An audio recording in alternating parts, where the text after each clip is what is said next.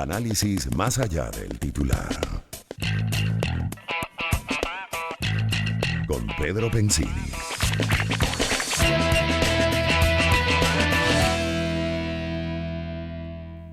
Una y 25 minutos y ya tenemos en el estudio, amablemente se acerca a estar con nosotros, miembro del Consejo de Administración de la OIT, Organización Internacional de Trabajo, expresidente de Fede Cámaras, muy involucrado como cualquier expresidente, es Jorge Roy. Bienvenido, Jorge, ¿cómo estás? Siempre un placer tenerte por acá. Para mí, Pedro, siempre agradabilísimo. No había tenido oportunidad de venir en el año. Muchísimas gracias por invitarme el día de hoy. Gracias. Bueno, es que tenemos nuevas noticias.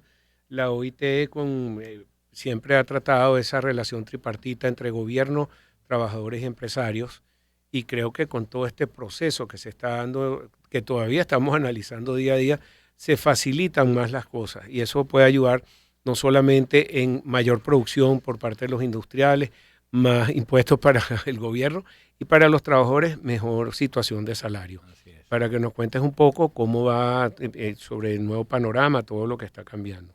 Vamos a empezar por lo último que dijiste, porque ciertamente que hay unas expectativas de mejora económicas generales, ¿no? Y porque todo el mundo empieza a pensar que mañana va a ser mejor que hoy. Y esa es la clave de un proceso de recuperación mental. Si tú piensas todos los días que te levantas, mañana va a ser mejor que hoy, evidentemente que tienes una atracción para invertir, para apostar, para seguir adelantando. Y eso también se está causando con el mundo laboral y, por supuesto, como tú señalas, con los salarios.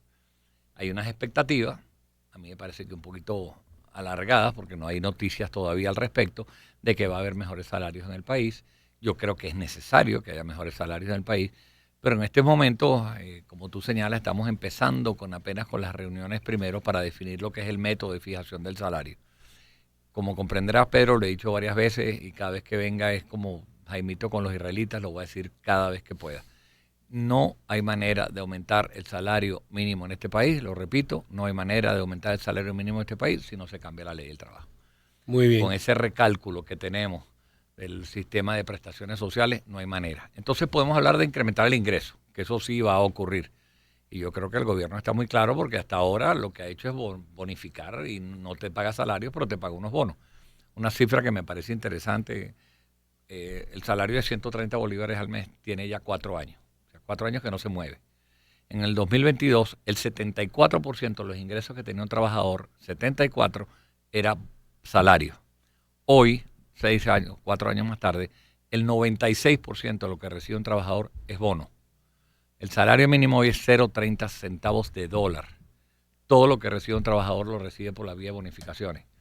Yo no veo manera de romper esa fórmula perversa si no es a través de un cambio absoluto, de que es la discusión desapasionada, despartidizada, de lo que debe ser, a mi juicio, una de las leyes más importantes que tiene el país, que es la ley del trabajo. Y una ley populista, porque también tienes que tomar en cuenta que si un empresario tiene problemas, tú no le puedes cargar utilidades, prestaciones, vacaciones, bono vacacional, doble salida si lo despides justificadamente. Es muy engorroso también para tener empleados, ¿no? Para una compañía. Totalmente. Y fíjate que estamos hablando, este gobierno, esa ley, la ley del trabajo nuestra es una ley de Chávez. Chávez la hace. Pero era antes de Caldera. No, pero esa la extingue Chávez, la promueve en el 2013 y fallece a los pocos días. Entonces se queda como una ley que es atávica, que eso es los mandamientos de la iglesia, pues eso no se puede tocar ni discutir. Entonces, y eso era muy bien en la época que Chávez la pensó. Si es que fue buena en algún momento, yo creo que no fue buena nunca, además no se discutió, pero en etapas donde tenemos una inflación de 500%, que es la clave del problema, aquí nadie habla de quitar las prestaciones sociales, lo que no puedes es hacer el recálculo con el último salario indexado cuando tienes una inflación de 500% en el país. Entonces, esto es un tema que no le sirve ni a los trabajadores, ni a los empleadores, ni al gobierno. Como tú señalas, esto no le está sirviendo a nadie. El gobierno no puede aumentar los sueldos tampoco. El empresario privado tampoco, pero el gobierno es el primero que aumentas $10 a un trabajador tuyo y se te van, tienes 8 millones de empleados, 3 millones de trabajadores públicos y 5 millones de pensionados de jubilados, 10 bolívares que aumente. Bueno, te imaginas lo que se te va con el recálculo. Entonces, yo creo que así como discutimos la ley de hidrocarburos, que era tan atávica como la del trabajo, ¿quién iba a pensar hace unos años que tú le ibas a abrir la puerta a las transnacionales, que el sector privado iba a poder participar, que estás llamando a las inversiones a que saquen petróleo, a lo vendan, facturen y tú le pagues regalías al gobierno. ¿Quién iba a pensar eso? Bueno, yo creo que es el momento de pensar que para un inversionista es tan importante esa ley de hidrocarburos como una ley del trabajo que te sea rentable, donde tú puedas tener tus inversiones, ¿no? ¿Qué prefiere un trabajador? ¿Un mejor pago mensual o tener eso acumulado para fin de año, para cuando lo liquidan? Tú que manejas tanto personal. Esa es tu pregunta. La pregunta tuya es la clave, porque si tú le preguntas al trabajador hoy, yo tengo problemas hoy, ¿vale? Deme mi dinero a unas prestaciones sociales que si de verdad sirvieran, porque el concepto de las prestaciones sociales es que tú no eres responsable de ordenar tu vida, yo Estado te la voy a ordenar. Tú te estás gastando todo el mes, pero cuando tengas 60 años, yo quiero que tú tengas platica en el banco, puedes ir a una seguridad social, puedas ir a un hospital que funcione y tengas una vejez digna para retirarte. El Estado piensa que tú no eres responsable de ahorrar y yo me voy a cuidar de ti. La verdad es que hoy en día tú le pides a un trabajador y el trabajador dice, tengo problemas hoy y mis prestaciones sociales mañana es cero, porque a $0.3 de salario mínimo, recordemos que las prestaciones sociales se calculan en base al salario mínimo. Entonces, tus utilidades también y tus vacaciones también. Tú te vas de vacaciones y te calculas las vacaciones en base a $0.3 el salario. Entonces, comprenderás que eso no le está sirviendo absolutamente a nadie.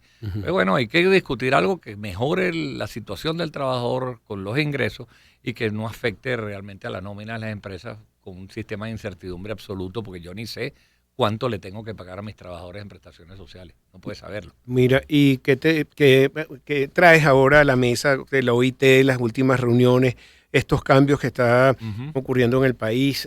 Se han hecho reuniones tripartitas. Tuvimos una reunión tripartita ya en el Ministerio del Trabajo.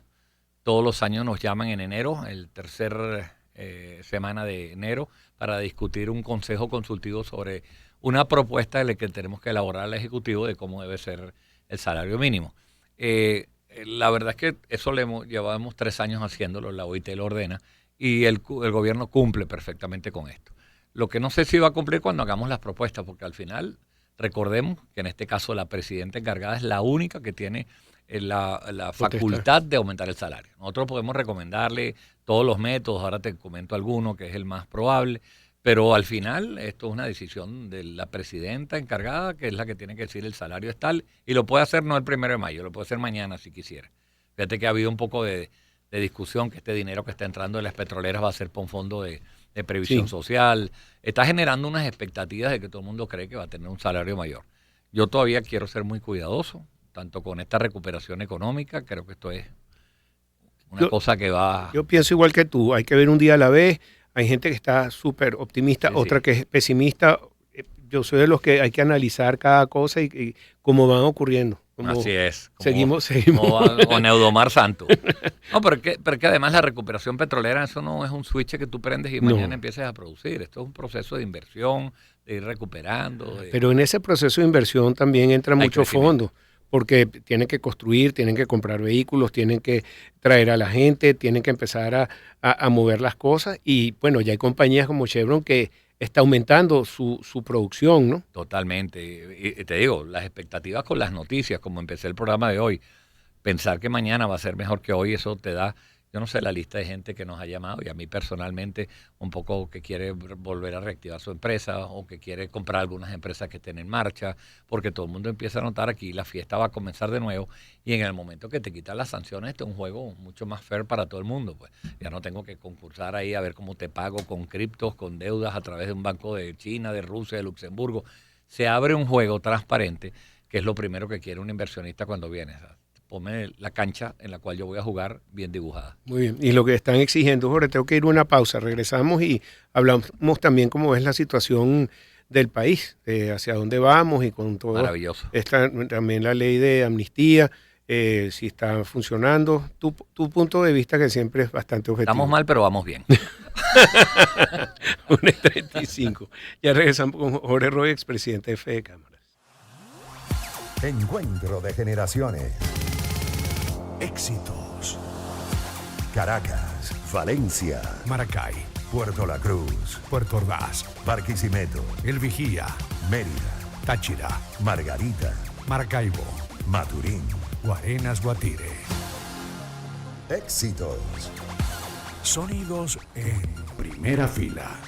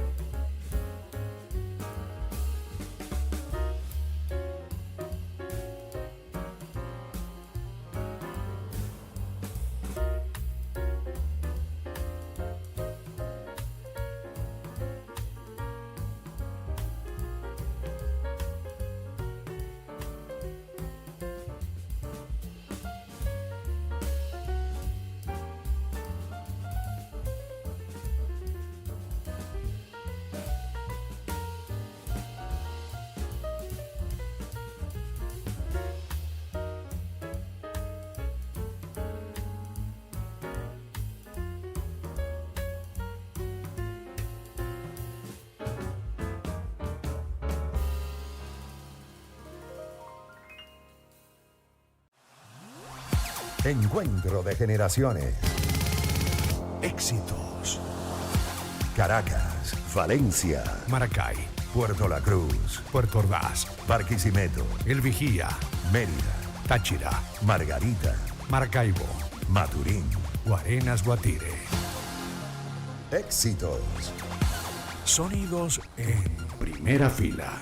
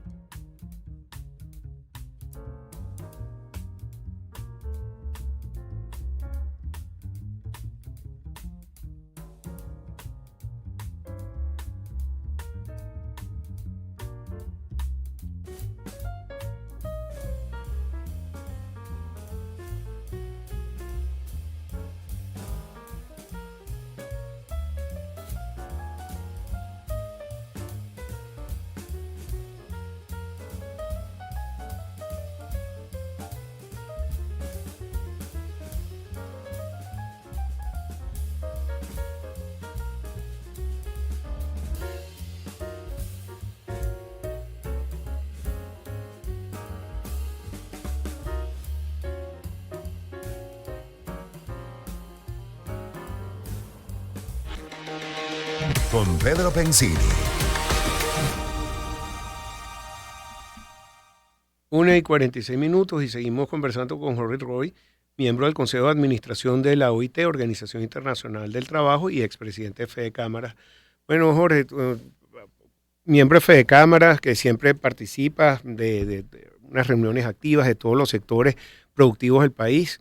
Te quería preguntar cómo ves esta nueva situación para Venezuela, si ya entraron 300 millones, 200 millones, nuevas subastas más controladas, tienes que tener un sistema SWIFT para podértelo hacer, si quitan las sanciones, menos overcompliance, una cantidad de cosas que tú y como empresario has sufrido. Quiero que me cuentes de motus propia, ¿cómo ves tú esta situación ahora? Bueno, soy un optimista moderado. Que a veces ya no eres el condenado a ser un optimista. Es que hay un optimismo inteligente que es el que he tratado de practicar, que no es porque sea inteligente ni mucho menos, sino que el concepto de optimismo inteligente es no negar la realidad, porque las tienes que ver, entonces no estás comiendo flores y todo el mundo va bien, pero al mismo tiempo pensar que mañana va a ser mejor que hoy, y eso es lo lógico. El experimento que estoy hoy viviendo en mi vida, o sea, veo con beneplácito todas las medidas que se están tomando. Creo que avanzamos en la dirección correcta. Me gusta una ley de hidrocarburos que abra el espacio para el sector privado. Me gusta la ley de amnistía que le dé paz a este país que tanto la necesita. Hay que ver los alcances que esa ley tiene y un poco a quién aplica, pero realmente creo que en este momento lo que el país necesita son ese tipo de noticias. Entonces tengo las razones para pensar que todo va mejor.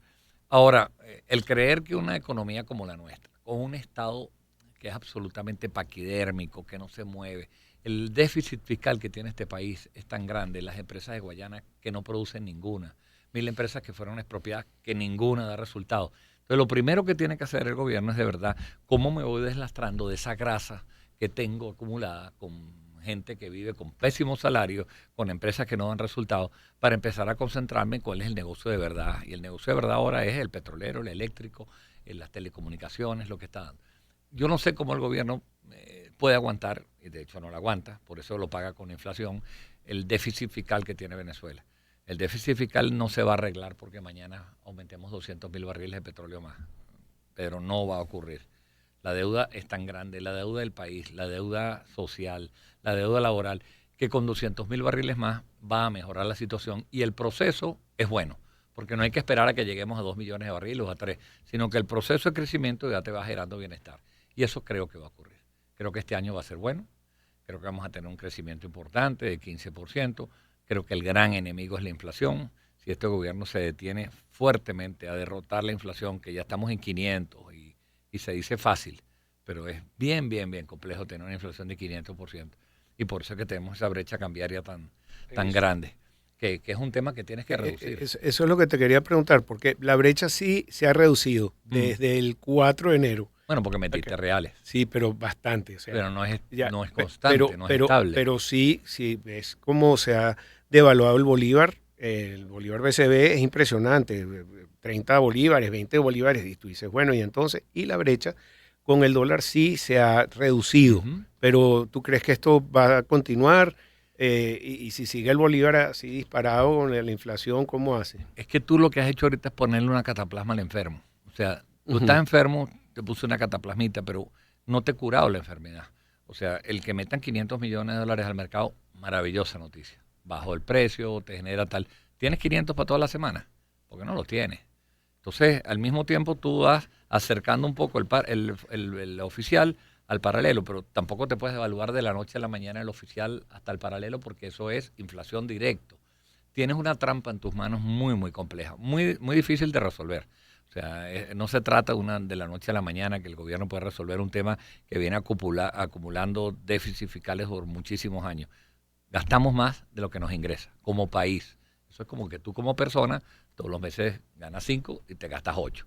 ¿De dónde vienen los otros? Te endeudaste, deuda pública, ¿cómo se llama? Retrasar los pagos, pero eso no es lo correcto, no estás viviendo bien, no tienes una economía sana ni mucho menos estable. Entonces el tema central ahorita es cómo te afincas para que estos nuevos recursos permitan una estabilización como programa, como país, para empezar a reducir ese tremendo déficit que tenemos. Mira, y me querías hablar de la ley de amnistía. ¿Cómo ves esta nueva ley? está bien vista también por el gobierno estadounidense, que está en este momento muy metido en el país.